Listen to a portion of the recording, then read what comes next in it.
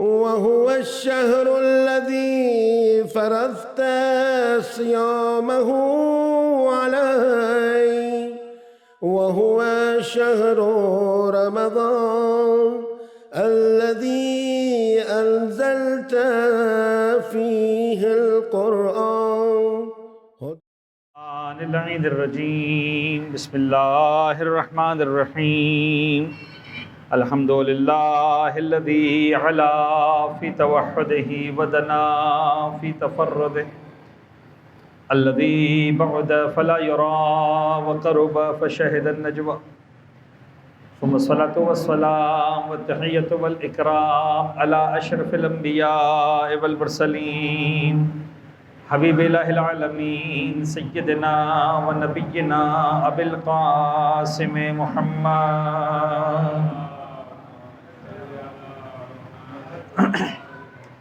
وعلى أهل بيته الطيبين الطاهرين المعصومين المنتجبين، لا سيما على بقية الله في الأرضين وحجته على العالمين، واللعن الدائم على أعدائهم ومنكري فضائلهم وغاصبي حقوقهم أجمعين من يوم ظلمهم وغصبهم وعداوتهم إلى يوم الدين. بسم الله الرحمن الرحيم.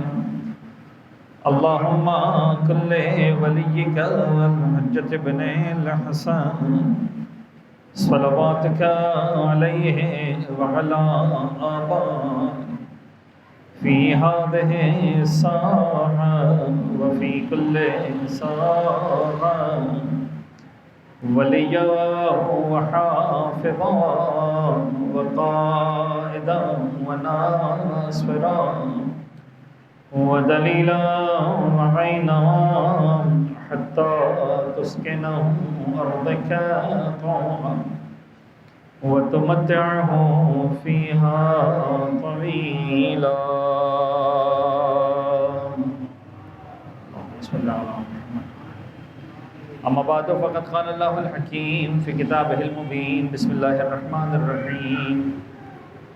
قل هو الله أحد الله الصمد لم يلد ولم يولد ولم يكن له كفوا احد. ایک صلوات پڑھیں گے محمد وعلی محمد. اللہم صلی علی محمد. عزیزان گرامی قدر، میں عادتاً اور روایتاً فقہی مسئلے کو تھوڑا سا آگے بڑھاؤں گا، اور اس کے بعد پھر ہم جو ہے وہ سورہ توحید پر مزید اپنی گفتگو کے سلسلے کو آگے بڑھائیں گے.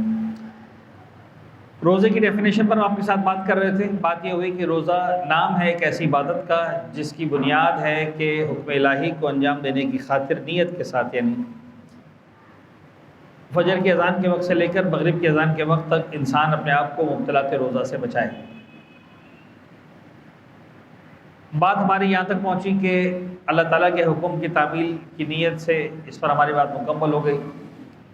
فجر کے اذان کے وقت سے اس پر بات مکمل ہو گئی. مغرب کے اذان کے وقت تک اس پر ہم نے کافی ڈیٹیل میں گفتگو کی آپ کے ساتھ. اب اگلا لفظ آتا ہے مبتلاۃ روزہ سے پرہیز کرنا. یہ خود بھی دو چیزیں ہیں. مبتلاۃ روزہ کیا ہے، پھر پرہیز کرنا کیا ہے. مبتلاۃ روزہ کے اندر جو چیزیں آتی ہیں ان میں جو بنیادی موٹی موٹی چیزیں ہیں وہ 3 ہی چیزیں آتی ہیں. اس کے بعد پھر بہرحال اور چیزیں بھی آتی ہیں، لیکن جو مین چیزیں ہیں کہ بھئی روزہ ان چیزوں کا نام ہے، تو وہ 2 چیزیں ہیں، کھانا اور پینا. کہ صاحب روزے میں کھانے پینے کی اجازت نہیں، یعنی یہ ایک ایسی چیز ہے کہ حتیٰ وہ لوگ جو مسلمان نہیں ہیں اور کسی ایسی جگہ رہتے ہیں کہ جہاں پر مسلمان رہتے ہیں، اب چاہے وہ پاکستان جیسا ملک ہو، چاہے ہندوستان جیسا ملک ہو، یا حتیٰ وہ ممالک کہ جہاں پر مسلمان اکثریت کے اندر بھی نہیں ہیں، امریکہ اور یورپ میں اور مثال کے طور پر جو ہے وہ اس طرح کے ممالک میں، لیکن بہرحال مسلمانوں کی ایک بڑی تعداد رہتی ہے، منگل اپ ہے وہاں کے مقامی کمیونٹی کے ساتھ، جن کو مسلمانوں کے بارے میں ذرا سا بھی نو ہاؤ ہے. ان کو بھی آپ پوچھیں کہ یار یہ مسلمان روزے میں کیا کرتے ہیں، تو ظاہر سی بات ہے کہ وہ کوئی انگریز جو ہوگا مثلاً فرض کر لیں کرسچن ہے یا یہودی ہے یا ہندو ہے، تو اس نے کوئی توضیع مسائل تو نہیں پڑھی آگا سستانی کی. لیکن اس کو اتنا پتہ ہے کہ مسلمان جب روزہ رکھتے ہیں تو بھوکا پیاسے رہتے ہیں پورا دن. تو بھوک اور پیاس ایک ایسی چیز ہے کہ جس کو جاننے کے لیے شاید آپ کا مسلمان ہونا ضروری نہیں ہے. جیسے ہم کو پتہ ہے کہ صاحب ہم ہندو نہیں ہیں نا، ہم نے ہندوؤں کی کتابیں پڑھی ہیں کوئی. سب ہندو کیا کرتے ہیں؟ ہم مندر جاتے ہیں، ان کا بت ہوتا ہے، بھگوان ہوتا ہے، اس کی پوجا کرتے ہیں. اب وہ کیسے کرتے ہیں یعنی وہی والی بات ہے کہ جو باریک ڈیٹیلز ہیں وہ ہم کو پتہ، سب ہاتھ باندھ کے پڑھنی ہے کہ کھول کے پڑھنی ہے. باقی انسان کو پتہ ہے مسلمان نماز پڑھتا ہے، روزہ رکھتا ہے، روزے میں کیا کرتا ہے؟ بھوکا پیاسا رہتا ہے. تو بھوک اور پیاس، کھانا اور پینے سے پرہیز کرنا، اس کا مبتلات میں سے ہونا ایک الگ لیول کا مبتل ہے. لہٰذا اس پر بہت ڈیٹیل میں ڈسکشن بھی ہوا ہے اور دین نے اس کے معاملے میں بعض معاملات پر کمپرومائز بھی نہیں کیا. تیسری چیز کہ جو بہت ہی اہم چیزوں میں سے ایک آتی ہے، جس کو عام طور پر مسلمین بہت اچھی طرح سے جانتے ہیں، اور وہ ہے میاں بیوی کے تعلقات. کہ صاحب روزے کے عالم میں میاں بیوی تعلقات قائم نہیں کر سکتے، زواجی تعلقات قائم نہیں کر سکتے. یہ تو 3 چیزیں ہو گئی موٹے موٹے. اس کے بعد پھر آتا ہے مثلا ہمارے ماحول کے اعتبار سے گاڑا غبار حلق میں لینا. اب فرض کرنے کی زمانہ تھا، یہ سب باتیں ہوتی تھی کہ صاحب مٹی اڑی، دھول اڑی، فرض کریں کوئی بسیں ایسی ہیں جو بہت زیادہ دھواں چھوڑ رہی ہیں وغیرہ وغیرہ اس طرح کی بات. پورا سر پانی میں ڈبونا، صبح کی اذان تک جان بوجھ کر نجاست کے عالم میں رہنا، یہ بھی ایک امپورٹنٹ چیز بن جاتی ہے کہ جو ہے وہ انسان فجر کی اذان کا وقت آنے سے پہلے نجاست کے عالم میں ہو، غسل اس پر واجب ہو چکا ہو اور وہ جان بوجھ کر غسل نہ کرے. تو یہ بھی جو ہے وہ ون آف دا مبتلات ہے اور اس سے بھی انسان کا روزہ باطل ہو جاتا ہے. اسی طرح سے پھر آپ چھوٹی موٹی چیزیں آتی ہیں، سننا کرنا ہو گیا، فرض کرنا انیما لینا ہو گیا. اب انیما لینا بھی، اب اس میں بھی بڑی کنٹروورسی ہے. کنٹروورسی تو خیر نہیں ہے، لیکن بعض دوسرے مذاہب، یعنی مذاہب سے مراد دین اسلام کے اندر جو فرقے ہیں، وہ کچھ عجیب و غریب قسم کی باتیں بھی ہمارے سامنے آتی ہیں سوشل میڈیا پر کہ صاحب روزے کے عالم میں آپ واش روم میں گئے تو زور سے سانس بھی مت لیں، ایسا نہ ہو یہ ہو جائے وہ ہو جائے. مطلب کہانی انیما ہمارے پاس ہاں اہل بیت کے اطہار کے دین میں بھی ہے. انیما سے مراد کیا ہے؟ کسی لیکوڈ چیز سے انیما لینا. اب انیما ایک میڈیکل ٹرمینالوجی ہے، ایک طریقہ علاج ہے جس کو بہرحال قدیم الایام سے علاج کے طور پر جو ہے وہ اس کو انٹروڈیوس کروایا گیا. پرانی طب کو اگر آپ اٹھا کر دیکھیں، بلکہ شاید جدید طب بھی اسی بات کو ایکسیپٹ کرتی ہے کہ انسان کی بیماریوں کا جو اصل مرکز ہے وہ انسان کا اپنا معدہ ہے، انسان کا اپنا پیٹ ہے. یعنی نارمل حالات میں انسان بیمار نہیں ہوتا. جو بیمار ہوتی ہیں، اب تو خیر یہ وائرس وغیرہ اور یہ ناک وغیرہ کے تھرو بھی سب کہانی آ گئی، ورنہ اصولاً انسان جو کھاتا پیتا ہے، جو غذا اس کے پیٹ میں جاتی ہے، سرد و گرم، کم اور زیادہ، اچھی اور سڑی ہوئی، فاسد، یہ ہے جو انسان کو در حقیقت بیمار کرتی ہے. تو اگر آپ پرانے طب کے اندر جا کر دیکھیں گے تو علاج کا ایک بہت اہم طریقہ کار یہ ہوا کرتا تھا کہ کسی طرح سے بھی پیٹ کو صاف کر دو. جب پیٹ مکمل طور پر کلین ہو جائے گا، جب پیٹ مکمل طور پر صاف ہو جائے گا، جب پیٹ مکمل طور پر خالی ہو جائے گا، تو جو ریزن بھی تھا بیماری کا 70% 80% چانسز ہے کہ وہیں پہ ختم ہو جائے گا. تو آپ پیٹ کو خالی کرنے کے لیے کیا کیا کرتے تھے؟ ایک تو قے کرنے کا طریقہ ہے. اسلام نے کہا روزے کے عالم میں قے کرنے سے روزہ باطل ہوگا، قے کرنے کی اجازت نہیں.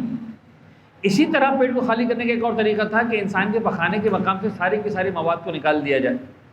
اس طریقے کے لیے کیا ہوتا تھا کہ انسان کے پخانے کے مقام سے پانی یا دوائی یا اس طرح کی چیزیں انجیکٹ کی جاتی پریشر سے، اور انجیکٹ کرنے کے بعد بدن میں ڈالنے کے بعد پھر جو ہے وہ سارے کے سارا مواد، غذائی مواد جو بھی اندر میں ہے، گندگی، وہ ساری کی ساری باہر آتی ہے.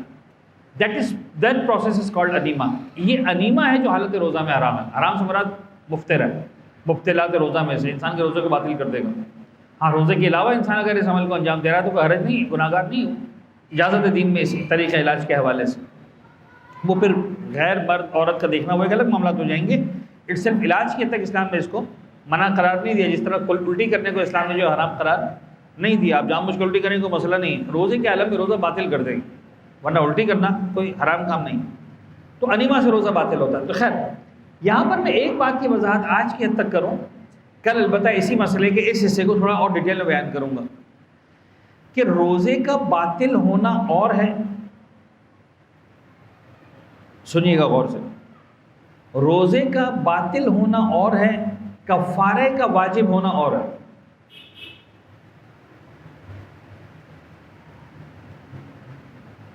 غور فرما رہے ہیں؟ کفارہ ہر مبتلے روزہ کو استعمال کرنے میں واجب نہیں ہوتا. اب ایسے تھوڑا سا سمجھانا پڑے گا. یعنی مثال کے طور پر فرض کر لیں میں نے کہا مجھے روزہ نہیں رکھنا کل کا،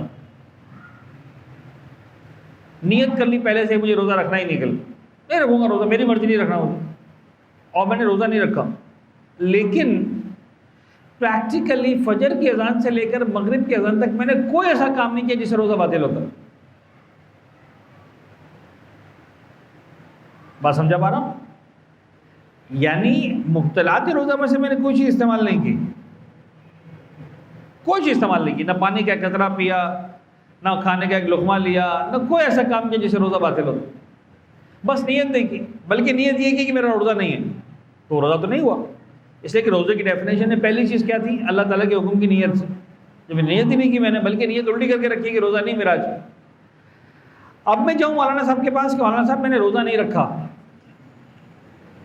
جان بوجھ کے نہیں رکھا، مجھے پتا تھا رمضان کا مہینہ ہے، روزہ واجب ہے، ایسا ویسا میں نے نیت کی نہیں کی، میں نے نیت کی روزہ نہیں رکھنا مجھے. لیکن پورا دن میں نے مبتلات روزہ میں سے کسی کام کو انجام بھی نہیں دیا، کھایا بھی نہیں، پیا بھی نہیں، میں کیا کروں؟ آپ کو پتہ ہے جواب کیا آئے گا؟ جواب یہ آئے گا کہ تم سے بھی روزے کی قضا کر لو، کافی ہے. یہ کفارہ ہے یہ روزہ توڑنے پر نہیں ہے، مبتلات روزہ کو انجام دینے پر ہے. روزہ تو نیت سے ہی ٹوٹ جاتا ہے. میں نیت کر لوں کہ میرا روزہ نہیں ہے، کافی روزہ نہ رکھنے کے لیے. تو جب انسان کی نیت نہیں ہوگی تو وہ عبادت بنے گی ہی نہیں. تو میں اگر اچھا اگین آپ مجھے اتنا اس طرح سے دیکھ رہے ہیں جیسے میں کوئی نئی بات کر رہا ہوں، تو آپ مجھے ڈانٹ کے نہیں دیکھیں اس طرح سے. ایسا کوئی نہیں کرے گا، یعنی کون ایسا بیوقوف ہوگا، میں سمجھ رہا ہوں، لیکن میں علمی اعتبار سے سمجھانا چاہ رہا ہوں کہ اگر میں نیت نہ کروں تو جب انسان کو بھوکا اور پیسا رہنا ہے پورا دن، تو بیوقوف ہوگا جو نیت نہ کرے. یہ سمجھ میں آ رہا ہے مجھے. لیکن سمجھانا یہ ہے کہ کفارہ کس پر واجب ہوتا ہے؟ مبتلات روزہ کو انجام دینے پر. اگر میں نے کسی مبتلا روزہ کو انجام دیا تو کفارہ واجب ہوتا ہے. اگر میں مبتلا روزہ کو انجام نہ دوں تو مجھ پر صرف کیا آتی ہے؟ قضا آتی ہے، کفارہ نہیں آتا. اب اس کی کوئی ڈیٹیلز ہیں، انشاءاللہ اس کو ہم کل تھوڑا مزید تفصیل سے ڈسکس کریں گے. ایک صلوات پڑھ دیجیے گا محمد و آل محمد پر. میرے اعتبار سے آج کی جو ہماری گفتگو ہوگی وہ شاید ہمارے اس 9 دنوں کی یہ جو تقاریر ہے اس کے اندر مشکل ترین گفتگو ہوگی، کیونکہ ہم تھوڑا سا مشکل لیول پر آ گئے. کل آپ کو اندازہ بھی ہو گیا کہ وحدت ذاتی پر ہم نے بات کی، آج وحدت نوعی پر بات کرنی ہے، پھر جو ہے وہ اس پر بات کرنی ہے. وحدت عددی پر بات کی، وحدت نوعی پر بات کرنی ہے، وحدت ذاتی پر پھر آج مزید بات ہوگی. سمجھانا یہ عزیزان گرامی کہ سورہ توحید ہم نے 4 کل پر بات کرنے کا سوچا تھا. نیت یہی تھی کہ ان 9 دنوں میں تو 4 سورے بھی مکمل ہو جائیں گی اور کچھ اور سورے بھی ہو جائیں گی. آج ہم 6 دن میں آگے کھڑے ہو گئے، ابھی تک سورہ قل اللہ کو آدھا مکمل نہیں کیا ہم. لیکن خیر آپ لوگوں کے حسن سماعت کو داد دینے کا دل چاہتا ہے، جتنا غور سے توجہ سے آپ لوگ سنتے ہیں ہمارا دل چاہتا ہے کہ جو اس کی باریکیاں ہیں اس کو تھوڑا سا ہم مزید ڈسکس کریں. قل هو اللہ احد، پروردگار عالم نے توحید کو اپنے کمال پر پہنچ کر سورہ مبارک توحید میں بیان کیا. کمال پر پہنچ کر، یعنی واقعاً جب آپ انہیں میں آپ کو ریکمینڈ کروں گا کہ اگر آپ کو موقع ملے، اس وقت میرے خیال میں اسمارٹ فون ہر ایک کے پاس اویلیبل ہے، اور اسمارٹ فونز پر تفسیر نمونہ بڑے آسانی کے ساتھ اویلیبل ہے. اپلیکیشن وغیرہ میں بھی جائیں گے تو آپ کو آرام سے تفسیر نمونہ مل جائے گی، آپ کو خریدنے کی ضرورت بھی نہیں پڑے گی. سو ڈاؤن لوڈ کریں، پڑھیں سورہ قل اللہ کی تفسیر کو، آپ کو مزہ آئے گا. آپ انجوائے کریں گے کہ توحید کو کس بلندی پر جا کر قرآن مجید نے جو ہے وہ بیان کیا ہے. تفسیر نمونہ میں نے ریکمینڈ کیا. اچھا، اب قل هو اللہ احد اسی ابتدا میں، اسی آغاز میں جب پروردگار تعارف کروا رہا ہے کہ وہ ذات، جس ذات کا تعارف محمد کروا رہے ہیں، جس خدا کے لیے کہہ رہے ہیں کہ قولوا لا الہ الا اللہ تفلحوا، تم لا الہ الا اللہ کہو اور فلاح پا جاؤ. آپ غور کریں زن گرامی کی توحید کتنا امپورٹنٹ ایشو ہے، کتنا امپورٹنٹ ایشو ہے، اور اس کے بالمقابل شرک کتنی خطرناک جو ہے وہ گمراہی ہے یا کتنی خطرناک نافرمانی ہے کہ پروردگار عالم نے شرک کے لیے قبلہ استعمال کیا. ایک جملہ توحید کے لیے پیغمبر اکرم نے استعمال کیا، اور وہ دونوں جملے اپنے کمال پر نظر آتے ہیں ہم کو، دونوں جملے اپنے کمال پر، یعنی ایک ایسا کمال کہ جس کمال کو سوچنا مرحلے تصور سے مرحلے اسے کہتے ہیں نا کہ ذہن میں اس کی امیج کرنا، یہ خود ایک اہم کام ہے۔ ہم بعض اوقات آسانی سے سن لیتے ہیں، آگے بڑھ جاتے ہیں، لیکن اٹس ناٹ دیٹ ایزی۔ آپ غور کیجئے کہ پیغمبر اکرم کا جملہ جو توحید کے معاملے میں منزل کمال پر نظر آتا ہے، وہ کیا نظر آتا ہے کہ جب پیغمبر اکرم نے پہلے دن اعلان کیا ہے عمومی طور پر مکہ مکرمہ میں، تو وا صباح کی بلند آواز بلند کی ہے صفا کی پہاڑی پہ جا کر۔ خدا مجھے بھی نصیب کرے، خدا آپ کو بھی نصیب کرے انشاءاللہ، بار بار جائیں مکہ مکرمہ میں، ان سارے مقامات کو جو ہم نام لیتے ہیں، صفا و مروہ کی پہاڑیاں اور جناب ابو قبیس کا پہاڑ، اپنی آنکھوں سے دیکھیں انشاءاللہ، بار بار دیکھیں، خدا نصیب کرے۔ تو صفا کی پہاڑی پر جا کر پیغمبر اکرم نے آواز بلند کی، وا صباحا۔ یہ وا صباحا کیا تھا؟ یہ وہی والا طریقہ کار تھا جو اس دور کے میں جب کسی کو کوئی بڑا اناؤنسمنٹ دینا ہوتا تھا تو یہ ایس ایم ایس اور موبائل اور ریڈیو ٹیلی ویژن اور انفارمیشن سسٹمس ایسے نہیں تھے، ایک ڈنڈورچی ہوتا تھا جو آیا کرتا تھا، ڈھول بجاتا تھا یا باتیں کرتا تھا، تو یہ طریقہ تھا کہ بھائی بہت امپورٹنٹ بات مجھے کرنی، جمع ہو جاؤ، وا صباحا، جو آس پاس کے لوگ تھے جتنے ہو جمع ہو گئے۔ پیغمبر اکرم نے سب کو جمع، اچھا ہے بھی کوئی عام آدمی نہیں، پیغمبر اکرم 40 سال کی ایج کراس کر چکے ہیں، یعنی پیغمبر اکرم صادق اور امین، یہ تو بچپن کی باتیں، شادی 25 سال کی عمر میں ہو گئی تھی پیغمبر اکرم کی، جناب خدیجہ ایسی خاتون کے پیغمبر شوہر بن چکے ہیں، مال و دنیا کے اعتبار سے جو ہے وہ پیغمبر کا مقام بن چکا ہے، ایک سٹیٹس ہے، وہ تو بات الگ ہی ہو چکی تھی، پیغمبر کی ذات ایز اے پیغمبر نہیں، ایز اے محمد بن عبداللہ۔ تو پیغمبر نے جب آواز بلند کی، وہاں صباح لوگ جمع ہو گئے، اس وقت پیغمبر اکرم نے ایک جملہ پوچھا ان سے کہ بتاؤ کہ اگر میں کہوں کہ اس پہاڑی کے پیچھے سامنے، یعنی اگر صفا کی پہاڑی پہ آپ کھڑے ہوں اور درمیان کی عمارتیں ہٹا دی جائیں جو آج بن گئی مسجد الحرام وغیرہ کی، تو صفا کی پہاڑی سے جو سب سے پہلے پہاڑ نظر آتا ہے وہ کوہ ابو قبیس ہے، جبل ابو قبیس ہے۔ تو پیغمبر نے کہا میں کہوں ابو قبیس کی پہاڑی کے پیچھے ایک لشکر ہے تو پر حملہ کرنا چاہتا ہے، میری بات مان لو گے؟ کہنے لگے محمد کیسی بات کرتے ہو، تمہاری نہیں مانیں گے تو کس کی مانیں گے؟ تم نے آج تک جھوٹ نہیں بولا، تم صادق ہو، تم امین ہو، ہم تم پر 100% ٹرسٹ کرتے ہیں۔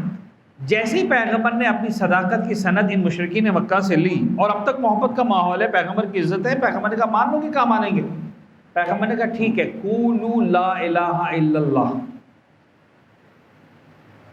تفلحوا، تم لا الہ الا اللہ کہو، کیا ہوگا لا الہ کہنے سے؟ پیغمبر نے اسی وقت رزلٹ اناؤنس کر دیا، تم صرف اتنا کرو کہ زبان سے لا الہ الا اللہ کہہ دو، تفلحوا، فلاح پا جاؤ گے۔ اچھا اس جملے کا ویٹیج کیا ہے، اس جملے کا وزن کتنا ہے، ذرا غور کریں، اس جملے کا وزن کتنا ہے؟ یعنی وہاں جو مشرک مکہ بیٹھا ہوا ہے، مکہ کا مشرک، وہ نعوذ باللہ شرابی بھی ہے، فرض کر لیں زانی بھی ہے، جھوٹا بھی ہے، مکار بھی ہے، یہ بھی ہے، یہ بھی ہے، یہ بھی ہے، یہ بھی ہے، یہ بھی، اس نے آج تک ایک نماز نہیں پڑھی، قرآن تو اب تو اس کو پتہ ہی نہیں کیا ہوا ہے، روزہ دور کی بات ہے، روزہ تو واجب ہی 15 سال کے بعد جا کے ہونا ہے مدینہ منورہ میں، 13 سال تو مکہ میں روزہ ہی واجب نہیں ہوا تھا، اس کو کچھ نہیں کرنا، کچھ نہیں کرنا، جیسا ہے جہاں ہے کی بنیاد پر، جتنا بڑا گناہگار ہے، جتنا بڑا فاسق ہے، جتنا بڑا کافر ہے، پیغمبر بلینک چیک دے رہے ہیں، 1 پوائنٹ ایجنڈا، لا الہ الا اللہ کو فلاح پا جاؤ۔ یعنی میرا سوال ہے کہ اس دن اگر وہاں پر کوئی شخص کہتا ہے کہ ٹھیک ہے محمد تم کو میں نے مان لیا لا الہ الا اللہ، میں نے مان لیا آج سے کوئی خدا نہیں سوائے تمہارے خدا کی، اور 2 گھنٹے بعد اس کو ہارٹ اٹیک ہوا، مر گیا، جنتی کی جہنمی؟ میرا سوال سمجھ میں آ رہا ہے؟ یعنی یہ ایک لا الہ الا اللہ اتنا طاقتور ہے، یہ توحید کے صرف اقرار کرنا، یہ چھوٹی چیز نہیں ہے، توحید کا اقرار کرنا، دنیا کے ہر خدا کی خدائی کی نفی کرنا، ایک رب الارباب کی خدائی کو، الوہیت کو تسلیم کرنا، یہ اتنا بڑا ایشو ہے۔ یعنی پیغمبر تو پیغمبر، آپ ذرا غور کیجئے کہ 8ویں امام سرکار جب جا رہے تھے خراسان کی طرف، جب اس نے بلایا تھا مامون الرشید نے، اور اس وقت امام علیہ الصلوۃ والسلام جب مدینہ منورہ سے حرکت فرماتے، سفر فرماتے، اختیار فرماتے ہیں، اور وہ سفر مدینہ سے چلتے چلتے چلتے عراق کو کراس کر کے ایران کی حدود میں داخل ہوئے، اور ایران کی حدود میں داخل ہونے کے بعد جب خراسان کے پاس پہنچنے والے، اس زمانے میں اس شہر کا نام طوس تھا، طوس پہنچنے والے، طوس سے پہلے نیشابور علماء کا مرکز ہے، پیغمبر اکرم کو ہجرت کیے ہوئے تقریباً 200 سال گزر چکے ہیں، تقریباً 150 سال سے زیادہ کا عرصہ گزر چکا ہے، علم پروان چڑھ چکا ہے۔ Nishapur one of the centres of Islamic history and Islamic theology, بڑے بڑے بزرگان نیشابور کے علماء میں سے ہیں، اور وہاں پر سینکڑوں ہزاروں کی تعداد میں لوگ مولا امام رضا کا استقبال کرنے کے لیے آتے ہیں۔ فرزند رسول آ رہا ہے ہمارے پاس، اور وہ جب استقبال کرتے ہیں اور پھر درخواست کرتے ہیں کہ اے فرزند رسول ہمیں ایک حدیث سنا کر جائیے، تو اس وقت مولا امام رضا علیہ السلام سرکار نے جملہ جو ارشاد فرمایا وہ کیا فرمایا، آپ غور کریں، کہاں وہ پہلا دن مولا پیغمبر اکرم کا قولوا لا الہ الا اللہ، کہاں 8ویں امام سرکار یعنی مولا کائنات کی خلافت بھی آ چکی، مولا حسین مجتبیٰ کی شہادت آ چکی، کربلا کا معرکہ ہو چکا، مولا سید سجاد کی اسیری گزر گئی، پتہ نہیں کیا کیا، امام باقر، امام صادق، قال الباقر، قال الصادق سب ہو گیا، دین پروان چڑھ گیا، مذہب جعفریہ بن گیا، امام حسین کاظم، وہ سارے معاملات۔ اب 8ویں امام سرکار وہاں پر حدیث میں کیا ارشاد فرمانے، کلمۃ لا الہ الا اللہ اسمی، یاد ہے آپ لوگوں کو حدیث، کلمۃ لا الہ الا اللہ اسمی، پروردگار عالم کا فرمان سنا رہے ہیں۔ دیکھو مجھ سے میرے بابا نے، ان سے ان کے بابا چھٹے امام نے، ان سے ان کے بابا 5ویں امام نے، ان سے ان کے بابا 4تھے امام نے، ان سے ان کے بابا 3رے امام نے، ان سے ان کے بابا مولا کائنات نے، ان سے پیغمبر اکرم نے، ان سے جبرائیل نے، ان سے جبرائیل نے خدا سے سنا۔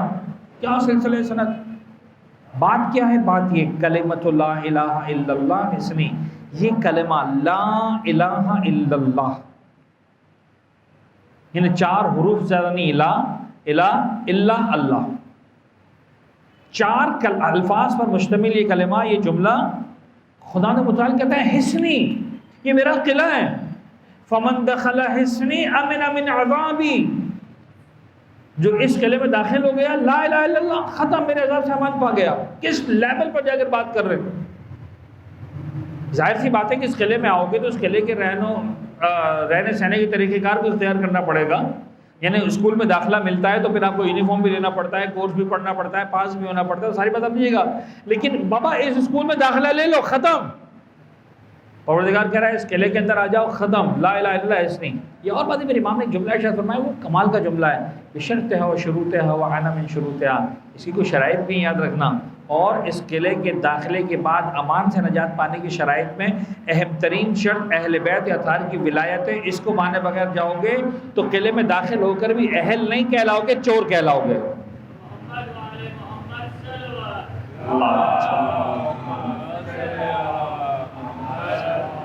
غور فرما رہے ہیں؟ اور دوسری طرف قرآن مجید نے کہا یہ اس توحید کے بالمقابل، یعنی آپ غور کیجئے کہ قرآن مجید میں پروردگار عالم نے ارشاد فرما رہا ہے کہ خبردار یاد رکھنا میں ہر گناہ کو معاف کر دوں گا الا شرک، یعنی قرآن کا اسٹیٹمنٹ ہے ہر گناہ قابل معافی ہے، تم جو سوچ سکتے ہو گناہ سوچ لو، ہر گناہ قابل معافی ہے، اگر قابل معافی گناہ نہیں تو وہ کون سا گناہ ہے؟ رب العزت کی بارگاہ میں شرک۔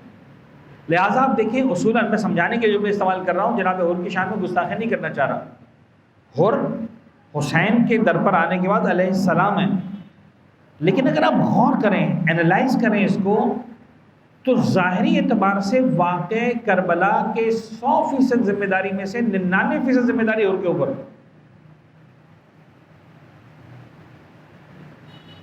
پتہ نہیں اپنی بات سمجھا پا رہا ہوں کہ نہیں، اسی نے آ کے پہلے روکا ہے، اسی نے انفارمیشن دی ہے، اسی نے سب کچھ کیا ہے، سارے کام اس نے کیے،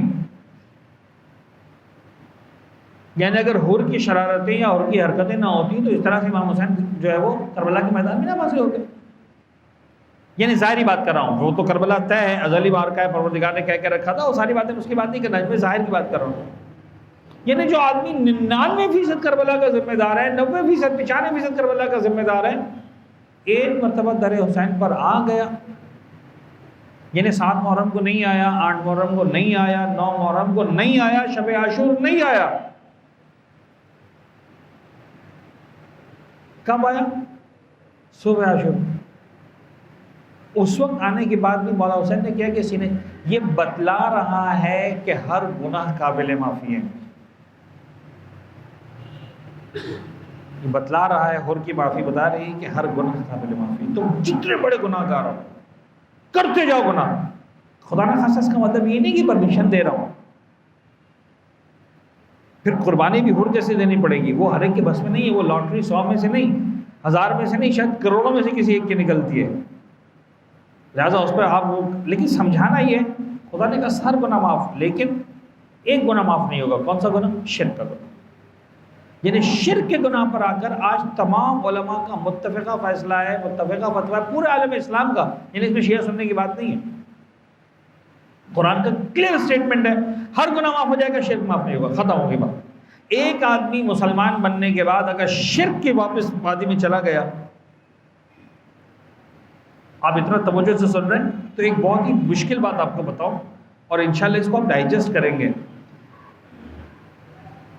یعنی اگر کوئی شرک کر لے، جس کو ہم کہتے ہیں ارتداد، مرتد ہو جانا، اگر کوئی مسلمان شرک کر لے، کہتے ہیں کہ ٹھیک ہے میں آج سے ہندو ہو گیا، خدا کو نے بدھ کو خدا مان لیا، بھگوان کو خدا مان لیا وغیرہ وغیرہ، اسلام کی نگاہوں میں اس کو نمبر 1 واجب القتل ہے، وہ جان ملے جان سے مار دو، یہ تو ایک بات ہو گئی، جان سے مار دو کے علاوہ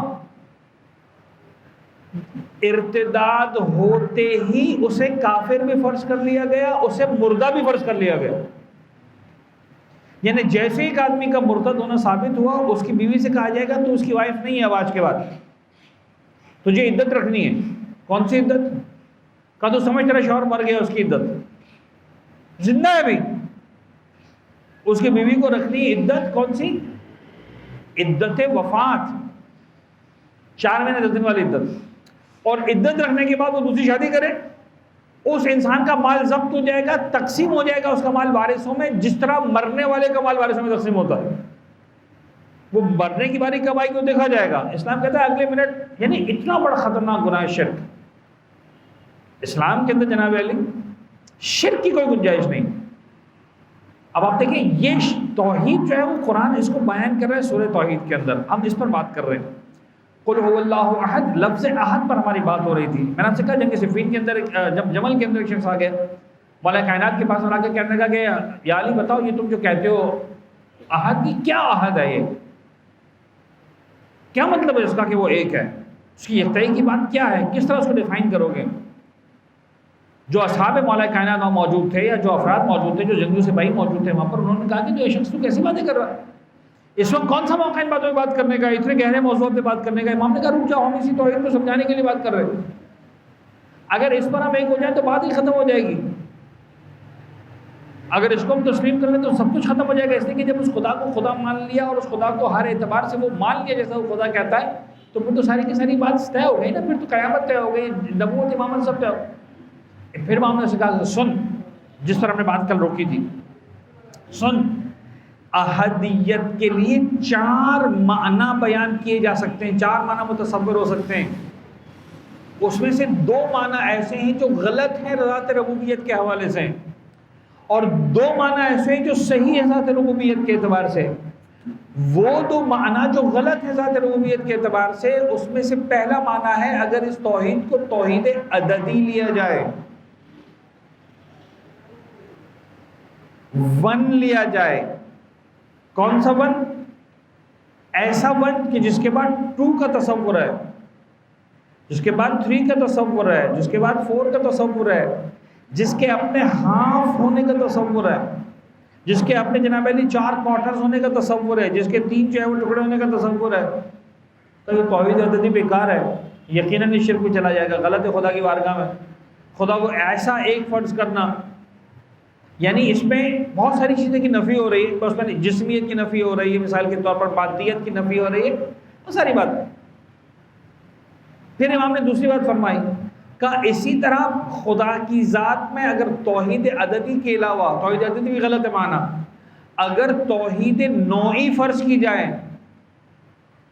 توحید نوعی بھی غلط ہے۔ اب توحید نوعی کیا ہوتا ہے؟ اب ظاہر سی بات ہے کہ اس کے لیے بہرحال شاید حوضے کا ماحول ہوتا تو زیادہ بہتر انداز سے سمجھایا جا سکتا تھا، جو طلاب باقاعدہ منطق کے باریکیوں کو سمجھتے ہیں، پڑھتے ہیں، لیکن میں سمجھانے کی کوشش کروں گا جتنا ہو سکا۔ دیکھیں لفظ استعمال کرتے ہیں ہم لوگ اردو زبان میں انواع و اقسام، ٹھیک ہے جی.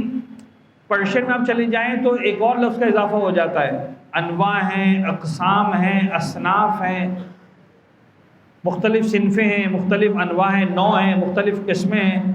اب اردو میں تو سب چلتا ہے انواع و اقسام، لیکن نوع الگ ہے، قسم الگ ہے. منطق کے اعتبار سے نوع الگ ہے، قسم الگ ہے، صنف الگ ہے. اب یہاں پر واحد نوعی کا مطلب یہ ہے جناب علی کہ ایک نوع، آپ نے سنا ہوگا لفظ اردو زبان میں اسی کو لے کر سمجھانے کی کوشش کرتا ہوں. نوع انسان، بنی نوع انسان سنا آپ نے نا؟ بنی نوع انسان، بھئی یہ بنی نوع انسان کیا ہے؟ تو بنی نوع انسان ایک نوع ہے، لیکن جب آپ ڈھونڈنے جائیں کہ بنی نوع انسان کو، تو بنی نوع انسان نام کی کوئی چیز نہیں ملے گی. جو ملے گا وہ کیا ملے گا؟ یہ سارے انسان بیٹھے ہوئے ہیں. تو اگر کسی کو سمجھانا ہے کہ بنی نوع انسان کیا ہے، کہ دیکھنا ہے یہ بھی انسان ہے اس بنی نوع میں سے، یہ بھی انسان ہے، یہ بھی انسان ہے، یہ بھی انسان ہے، یہ بھی، جتنے بیٹھے ہوئے سب انسان ہیں. اب کسی کے بال کالے ہیں، کسی کے بال سفید ہیں، کسی کے سر پہ بال کم ہیں، کسی کے سر پہ بال زیادہ ہیں، کسی نے پینٹ شرٹ پہنا ہوا ہے، کسی نے قمیص شلوار پہنا ہوا ہے، کسی نے جنرل ٹی شرٹ پہنا ہوا ہے، کوئی چھوٹا ہے، کوئی بڑا نظر آ رہا ہے، کسی نے چشمے پہنے، کسی نے نہیں پہنے. یہ سب کے سب بنی نوع انسان ہیں. ایک انسان یہ، ایک یہ، ایک یہ، ایک یہ ہے. تو جب میں کہتا ہوں یہ انسان ہے، یا اب میں سمجھانے کے لیے پورا جملہ استعمال کروں، یہ انسان ایک ہے یا یہ ایک انسان ہے، تو میں نے جب کہا کہ یہ ایک ہے، یہاں پر میں نے وحدت عددی کی بات نہیں کی ہے، وحدت نوعی کی بات کی ہے کہ جو نوع انسان ہے، جو بھی اس نوع انسان کی میننگ ہے، وہ سارے کے سارے میننگ اس ایک وجود میں مکمل ہو رہے ہیں. جو 5.5-6 فٹ کا انسان میرے سامنے کھڑا ہے، اس وجود میں بھی مکمل ہو رہے ہیں، اس وجود میں بھی مکمل ہو رہے ہیں، اس وجود میں بھی مکمل ہو رہے ہیں. یہ کہلاتا ہے وحدت نوعی.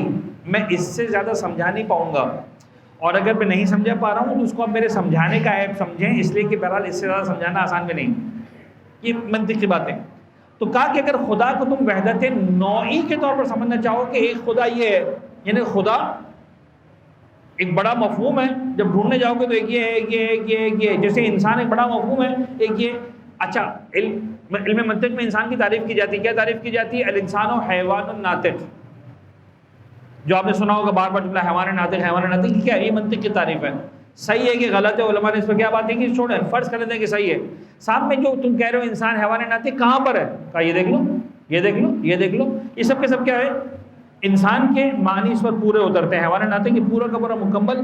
یعنی ایسا نہیں ہے کہ مثلا اتنے لوگ انسان ہیں، اتنے حیوان ہیں، اتنے ناطق کے سب کو جمع کرو گے تو انسان بنے گا. نہیں، وحدت نوعی کا مطلب یہ ہے اسی ایک وجود میں سارے کے سارے معنی جو لفظ انسان کے لیے متحمل ہیں وہ اس کے اندر آ سکتے ہیں. خدا کو اگر وحدت نوعی کے طور پر سمجھنا چاہو گے غلط ہے کہ بھئی خدا کا ایک مفہوم کلی مفہوم ہے، یہ اس کی وحدت نوعی ہے، ایک خدا یہ ہے، ایک وہ ہے، ایک وہ ہے، ایک وہ ہے، ایسا بن جائے گا. ڈیفینیٹلی یہ معنی بھی غلط ہے. تو وحدت عددی غلط ہے، وحدت نوعی غلط ہے. میں معذرت چاہ رہا ہوں، مجھے پتہ ہے بہت مشکل ہوگی بات آج کی. اب تھوڑا سا بات کو آگے بڑھاتے ہیں، تھوڑا سا جو صحیح معنی سمجھانے کی بات کرتے ہیں. پھر امام نے کہا ہاں ایک معنی ہے وحدت ذاتی، ایسا ایک کہ جس کے بعد کسی دو کا تصور نہیں ہے. وحدت جس کی ذات کا حصہ ہے، وحدت جس کی ذات کا حصہ ہے، ایسے اس کی ذات کا حصہ ہے کہ بس جس کے بعد کسی دو کا تصور نہیں ہے، نہ خیال میں، نہ گمان میں، نہ تصور میں، نہ خارج میں. یہ وحدت ذاتی وہ ہے. ہاں یہ خدا کے بارے میں صحیح ہے، وہ ایسا ایک ہے کہ بس ایک ہے، جس کو ہم نے معنی کیا ترجمہ یکتا. پھر امام نے ایک اور باریک چیز کی بتائی کہ ایک وحدت ہے جس کے لیے لفظ استعمال کیا گیا، ظاہراً یہ توحید صدوق کے اندر یہ روایت ہے جو خود آغا مکارم شیرازی نے تفسیر نمونہ کے اندر لکھی بھی ہے کہ احدی المعنی ہے، احدی المصداق ہے. اب یہ احدی المعنی اور احدی المصداق کیا ہے؟ یعنی ایسا ایک ہے کہ جس کے اندر ہاف کرنے کی گنجائش نہیں ہے، جس کو توڑنے کی گنجائش نہیں ہے. پہلے میں ہم نے کیا کہا تھا؟ جس کے لیے دوئیت کا تصور نہیں ہے، نہ خارج میں، نہ تصور میں، نہ مفہوم میں، نہ وہم میں، نہ گمان میں، نہ خیال میں، نہ کسی سوچ میں. یہاں پر احدی المعنی کا مطلب کیا لے رہے ہیں؟ کا اس طرح سے ہے کہ خدا کو جو ہے وہ توڑنے کی گنجائش بھی نہیں ہے. یہ ایسا ایک نہیں ہے کہ چلو ٹھیک ہے دوسرے کا کانسیپٹ تو ختم ہو گیا، لیکن یہ ایک ایسا ایک ہے کہ جو دو آدھے کو ملا کے بن سکتا ہے، یا اس کو ہم تقسیم کرنا چاہیں دو میں تقسیم ہو سکتا ہے، ایسا کچھ بھی نہیں۔ یہ وہ احدیت ہے کہ جہاں پر نہ تقسیم کی گنجائش ہے نہ اثنینیت کی گنجائش ہے، تو اس معنی میں لو تب بھی صحیح ہے، اس معنی میں لو تب بھی صحیح ہے۔ خیر، سمجھانا یہ ہے کہ جب ہم لفظ قل هو اللہ احد پر ڈسکس کرنے بیٹھتے ہیں تو احد کے اندر اتنی گہرائی ہے۔ ویسے ہم قرآن کا ترجمہ پڑھ کے نکل جاتے ہیں، قل هو اللہ احد، اللہ ایک ہے، چلو بھائی ہو گیا، صحیح ہے، ترجمہ میں لکھا ہوا ہے صحیح ہے۔ اکثر ترجموں میں یکتا کا لفظ استعمال کیا گیا، وہ خدا یکتا ہے، وہ خدا واحد ہے، وہ خدا ایک، ٹھیک ہے، ایک بھی کہیں گے صحیح ہے، بچوں کو ہم سمجھاتے ہیں اللہ ایک ہے، پنجتن پانچ ہے، صحیح ہے، لیکن احدیت کی گہرائی یہ ہے۔ اور آپ غور کیجئے گرامی کہ ابھی بھی پروردگار کا تعارف پروردگار عالم کے اعتبار سے مکمل نہیں ہوا۔ قل هو اللہ احد، لفظ کل کی الگ گہرائی تھی، ہم نے شان رسالت کو بیان کیا، لفظ ہوا کی الگ تفصیل تھی، اس کو ہم نے تفصیل سے بیان کیا، لفظ اللہ میں شان جلالیت تھی، الگ انداز سے ہم نے اس کو بیان کیا۔ اگر میں جاتا تفصیل کے اندر تو اللہ جامع صفات جلال و جمال، یعنی تمام صفات ثبوتیہ یہاں پر ڈسکس کرنا پڑتی مجھے، تمام صفات سلبیہ ڈسکس کرنے کی گنجائش آتی، میں نے اس کو بائی پاس کیا۔ آپ کو لگ رہا ہو میں نے بہت لمبا کیا، لیکن آپ یقین جانیں میں نے بہت شارٹ کر کے بات کو آگے بڑھایا۔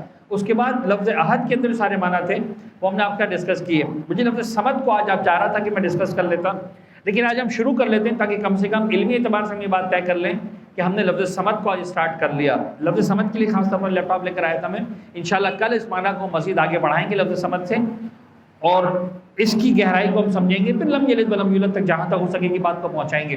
مجھے نہیں لگتا کہ ہم ان دنوں میں سورہ قل اللہ احد کے علاوہ کوئی اور بات کر پائیں گے، موقع ملا تو انشاءاللہ پھر ایک دن میں صرف ترجمہ ہے، تھوڑی تھوڑی بات کر کے جو ہے باقی چار سوروں کو مکمل کریں گے۔ خداوند متعال قل هو اللہ احد کے بعد یعنی ذات کی وحدانیت کو مکمل طور پر منزل کمال پر ڈسکس کرنے کے بعد اب پروردگار عالم اس کی کیریکٹرسٹکس میں سے ایک کیریکٹرسٹک کو اٹھا رہا ہے، اور وہ کیریکٹرسٹک کیا ہے؟ اللہ صمد۔ صمد کیا ہوتا ہے؟ آسان ترین الفاظ میں ہم جب کل مولا حسین کی ایک روایت کو ڈسکس کریں گے، مولا حسین نے 5 الگ الگ معنی کو بیان کیا۔ مولا امیر کی ایک روایت کو ڈسکس کریں گے، انہوں نے ایک الگ انداز سے صمد کو ڈیفائن کیا۔ پھر چوتھے امام کی روایت میں ملے گی صمد کے اعتبار سے، اور میں آپ کو ریفرنس ابھی سے دے کے بات کر رہا ہوں، تفسیر نمونہ کو میں نے زیادہ دیکھا ہے اس کے اندر، اور بھی تفاسیر کو بہت ساری کو دیکھا ہے، لیکن پھر وہ تفاسیر ساری کی ساری عربک میں ہے، پرشین میں ہے، تو آپ کے ایسے ان تک نہیں پہنچ سکے گی، لیکن اردو میں چونکہ تفسیر نمونہ اویلیبل ہے تو یہ ساری باتیں آپ کو وہاں پر بڑی آسانی کے ساتھ مل جائیں گی۔ تو چوتھے امام سرکار نے الگ انداز سے ڈیفائن کیا، مولا حسین سرکار نے الگ انداز سے ڈیفائن کیا، مولا امیر سرکار نے الگ انداز سے ڈیفائن کیا، اور باقی ائمہ نے الگ الگ انداز سے۔ ہم کوشش کریں گے مین 2 روایتوں کو لیں گے، مولا حسین کی روایت اور مولا امیر کی روایت، لیکن آج کی حد تک جو میں لفظ صمد کا خلاصہ بتا رہا ہوں اسے سن لیں، جو ان روایتوں کے بعد بھی خلاصہ یہی نکلے گا، اور وہ خلاصہ یہ ہے کہ صمد اس ذات کو کہتے ہیں جو اتنا طاقتور ہے، اتنا مستقل ہے، اتنا محکم ہے کہ کائنات کی ہر شے کی نیاز اور احتیاج جا کر اس پر مکمل ہوتی ہے۔ جو ذات اتنا طاقتور ہو، اتنا مستحکم ہو، اتنا بے نیاز ہو، اتنا قوی ہو کہ ہر طاقت، ہر نیڈ، ہر نیاز، ہر احتیاج وہاں جا کر مکمل ہو، اس ذات کو کہتے ہیں ذات صمد۔ یہ رب العزت کی ذات ہے، وہ صمد ہے، یعنی ہر شے کائنات کی محتاج ہے۔ اگر نہیں ہے کوئی ذات محتاج تو وہ رب العزت کی ذات ہے، وہاں پر آ کر ہر چیز ختم ہو جاتی ہے۔ اچھا اگین کل میں نے جملہ استعمال کیا تو یہ جملہ آج پھر استعمال کروں گا، لیکن میں سمجھانے کے لیے مثال بھی دوں گا کہ بھئی کائنات میں اس کی مثال ہے۔ جواب یہ کہ مثال کیسے ہو سکتی ہے؟ جب کائنات میں ایک ہی ذات صمد ہے تو اس کی مثال کیسے ہو سکتی ہے؟ پاسبل نہیں مثال۔ اب وہ ایک ایسا معنی ہے جس کو جتنا الفاظ استعمال کر کر کے اہل بیت یا اطہار کے جملوں کو استعمال کر کر کے سمجھنے کی کوشش کر سکتے ہیں، ورنہ اس کی مثال نہیں ہے۔ اگر یہ بات سمجھ میں آ گئی تو اب سمجھانے کی ہم ایک مثال دینے کی کوشش کرتے ہیں۔ ہم فرض کر لیں جو فرض ہی غلط ہے. ہم فرض کر لیں کہ کائنات میں ایک ہی چیز ہے جو میٹھی ہے، اور وہ کون سی چیز ہے؟ چینی. مثال کے طور پر کائنات میں ایک ہی چیز جو میٹھی ہے. اب جس چیز کو بھی میٹھا ہونا ہے وہ چینی کی محتاج ہے. بات سمجھ میں؟ ویسے تو آپ کہیں گے صاحب چینی بھی میٹھی ہے، شہد بھی میٹھا ہے، فلاں چیز بھی میٹھی ہے، لہذا بات ختم ہو جائے گی. لیکن ہم فرض کر لیں کہ دنیا میں چینی کے علاوہ کوئی چیز میٹھی نہیں ہے.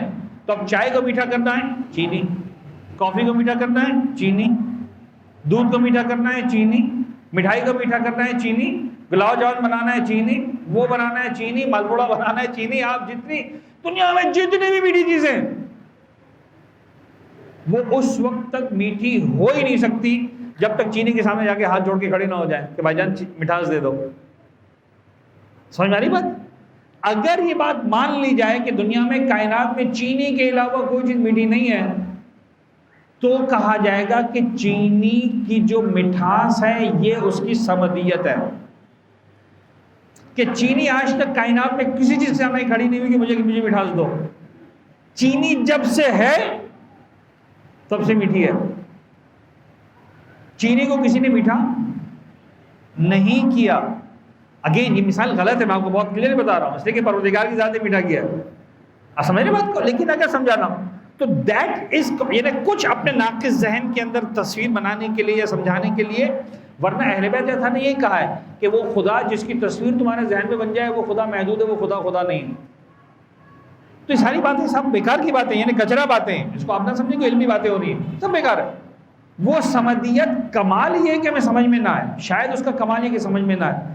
پھر وہ والی بات اگر مکمل ہوتی کہ اے علی خدا کو اگر پہچانا تو میرے تیرے علاوہ کسی نے نہیں پہچانا، وہ ادراک وہ ممکن نہیں ہے ہمارے لیے.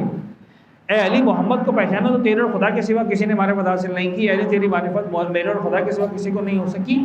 یہ ایک عجیب ٹرائنگل ہے. ہم سراپا نیاز ہیں، ہمیں جو ملا ہے علم کے اعتبار سے، فکر کے اعتبار سے، شعور کے اعتبار سے، عقیدے کے اعتبار سے، خیال کے اعتبار سے در محمد و آل محمد سے ملا ہے. خدا کی قسم اس چوکھٹ کو ہٹا دیں، ہمارے پاس کائنات میں کچھ بھی نہیں. ہم خدا کو یعنی یہ وہ باتیں کہ جن کو اہل بیت اطہار نے ڈیٹیل میں جا کے ڈسکس کیا. جب بھی کوئی اہل آیا امام کے سامنے بیٹھنے والا، پھر امام نے بتایا توحید کیا ہوتی ہے. ہر ایک کے ساتھ امام نے ڈسکس بھی نہیں کیا. آج خدا کا شکر ہے 1400 سال گزرنے کے بعد ہم اور آپ وہ لوگ ہیں کہ جن کے بارے میں اہل بیت اطہار نے، پیغمبر نے، قرآن نے، بابا الذین یؤمنون بالغیب، ایک قوم آئے گی جو غیب پر ایمان رکھے گی. ہم نے محمد کو نہیں دیکھا، ہم نے علی کو نہیں دیکھا، ہم نے فاطمہ زہرا کے دور کو نہیں دیکھا، ہم نے حسن حسین کو نہیں دیکھا. ہمیں کس نے بتایا کہ یہ تھے؟ کتابوں نے بتایا. صدیوں سے علماء کی محنتیں ہیں، اصحاب ائمہ کی محنتیں، جنہوں نے لکھا انہوں نے بتایا. آج ایک منٹ میں ہم لوگ کھڑے، کوئی محلے میں کھڑا ہوتا ہے، سارے علماء بیکار ہیں، میں امام زمانہ کی تقلید کرتا ہوں. تجھے پتہ کیا ہے دین کا؟ تیری اوقات کیا ہے؟ یہ تو جو پیدا ہوا تھا، تجھے ماں کے پیٹ سے سیکھ کے پیدا ہوا تھا امام زمانہ کی تقلید کرتا ہوں. تجھے محلے کے بیش امام نے بتایا تھا خدا ہے تو تجھے پتہ چلا خدا ہے. تجھے اماں نے بتایا تھا کہ حسین ہے تو تجھے پتہ چلا حسین ہے. تجھے باپ نے بتایا تھا کہ رسول ہے تو تجھے پتہ چلا رسول ہے. آج تو بڑا ہو کے بول رہا ہے کہ میں کسی کو نہیں مانوں گا صرف امام زمانہ سے. تو نے کیا چیز سیکھی امام زمانہ سے؟ تو نے خدا لیا ہے ماں ابا سے. تو نے حسین لیا ہے اپنے محلے کے ذاکر سے. تیری کیا اوقات ہے کہ تو کہے کہ میں زمانہ کا تقلید کرتا ہوں؟ یعنی عجیب تماشا. توحید پروردگار، شان رسالت، شان مولا کائنات، صدیوں سے یہ علماء کرام کی تحقیقات ہیں، ریسرچز ہیں، محنتیں ہیں، قربانیاں ہیں، تب کہیں جا کر یہ مواد علمی آج ہم تک پہنچائیں. سینکڑوں ہزاروں تعداد کی کتابوں میں کیا کیا قربانیاں دیں گی. خیر بات کہیں سے نکل جائے گی، لیکن سب سے بڑا کمال اور سب سے بڑی قربانی اگر نظر آئے گی تو بے شک وہ قربانی نظر آئے گی محمد و آل محمد کے گھرانے کی. خدا گواہ ہے کہ اس سے بڑھ کر قربانی آپ کو کائنات میں نظر نہیں آئے گی. یعنی انہوں نے سمجھا تھا خدا کو، انہوں نے جانا تھا خدا کو، انہوں نے پہچانوایا تھا خدا کو. آج وقت بہت زیادہ ہو گیا، میں صرف ایک جملہ مصائب کا پڑھوں گا. انہوں نے سمجھایا تھا خدا کو، سمجھوایا تھا خدا کو، تو انہوں نے اپنا سب کچھ قربان کر دی. بعض شعراء کو ایسا لگتا ہے کہ الہام ہوتا ہے، یعنی جو جملے ان کے زبان پر آتے ہیں نا، کچھ بھی نہ بچایا اپنے لیے، گھر اپنا لٹانے والے نے، سجدے میں جھکا دی پیشانی. سر اپنا کٹانے والے نے۔ حسین نے جب خدا کو دیکھا، کم معبود اوقات کیا ہے تیری وحدانیت کے سامنے، سب کچھ قربان ہے حسین کا، حسین ابن علی کا۔ آج میرا دل چاہ رہا ہے ایک بچی کا نام لے کر مصائب کا جملہ پڑھو، 4 سال کی سکینہ، حسین نے وہ بھی قربان کر، شہزادہ علی اصغر کی مصائب آ گئی، 4 سال کی سکینہ، ایک منظر دیکھا تھا سکینہ نے، بس میں ایک جملہ مصائب کو پڑھنا چاہ رہا ہوں جو بیوی کے مصائب ہیں شام کے زندان میں، لیکن تمیز اس بچی نے ایک جملہ، ایک منظر دیکھا تھا جب مسلم کی بچی بابا کے پاس آئی تھی، مسلم کی شہادت ہوئی تھی، بابا نے اس بچے کے کانوں سے پرانے گوشوارے اتارے تھے، نئے گوشوارے پہنائے تھے، اس بچی نے تڑپ کر کہا تھا ماموں جان آج آپ ایسے پیار کر رہے ہیں جیسے یتیموں کو پیار کیا جاتا ہے۔ بچی سمجھ گئی، کوئی یتیم ہو جائے، اس کا باپ مر جائے، اس کو یتیم کہتے ہیں، کوئی یتیم ہوتا ہے تو اس کے کانوں میں گوشوارے پہنائے جاتے ہیں، نئے گوشوارے پہنائے جاتے ہیں۔ پتہ نہیں کیا ذہن تھا، کیا سوچا تھا، مجھے نہیں سمجھ میں آیا، لیکن شام کے زندان پہ جب بابا کا سر سکینہ کی گود میں آیا، عجیب مصائب کے جملے لکھیں محال ستین کے راوی نے، عجیب روایت کے جملے لکھیں۔ پہلا مصائب اپنے بابا کا پڑھا اور ہو کر کہنے لگے بابا کون ظالم تھا جس نے تمہاری ریش مبارک کو تمہارے خون سے رنگین کر دیا تھا۔ دوسرا مصائب زینب کا اور سیدانی اور بیویوں کا پڑھا، بابا میں کیسے بتاؤں، بے مخنہ چادر کے ہماری پھوپھیاں بازاروں میں پھرائی گئی بابا، ہمارے سروں پہ ردائیں لے گئی بابا۔ تیسرا مصائب اپنا پڑھا، جو اپنا مصائب پڑھا اس میں سب سے پہلا جملہ، یہ ابتدائی جملوں میں جو جملہ کہا سکینہ نے وہ یہ کہا بابا میں تجھے کیا بتاؤں، تیری سکینہ کے کانوں سے گوشوارے چھین لیے گئے بابا، بابا دیکھو سکینہ کے کانوں سے اب بھی لہو جاری ہے۔ الا لعنت اللہ علی القوم الظالمین وسيعلم الذين ظلموا على محمد أي منقلب ينقلبون۔ ہمارے اس قلیل توسل کو اپنی بارگاہ میں قبول فرما، غم محمد و آل محمد کے سوا کوئی غم ہماری زندگی میں شامل نہ فرما، ہمارے ناسوں کو رومال حضرت زہرا سلام اللہ علیہ میں جگہ عنایت فرما۔ معبود محمد و آل محمد کا واسطہ جس توحید کی خاطر، جس وحدانیت کو اہل بیت نے سب کچھ قربان کر دیا، معبود جس حد تک ہمارے بس میں ہے سمجھنے کی توفیق عنایت فرما، اس کے مطابق اپنی زندگیاں گزارنے کی توفیق عنایت فرما۔ معبود محمد و آل محمد کا واسطہ ہم سب کے رزق حلال و طیب میں کثرت و برکت و وسعت عنایت فرما، مخلوصوں کے قرض و غیب سے ادا فرما، بیماروں کو شفاء کاملہ عنایت فرما، بالخصوص اس کووڈ-19 کے حوالے سے پالنے والے پورے عالم انسانیت کو شفاء عنایت فرما، اس وبا کو دور فرما، اپنی ذمہ داری نبھانے کی ہم سب کو توفیق عنایت فرما، قلب مقدس امام زمانہ کو ہم سے راضی خوشنود فرما، ہمارے گناہگار آنکھوں کو مولا کے دیدار سے منور فرما، اپنی آخری حجت امام اسرب الزمان کے ظہور میں تعجیل فرما۔ ربنا تقبل منا انکا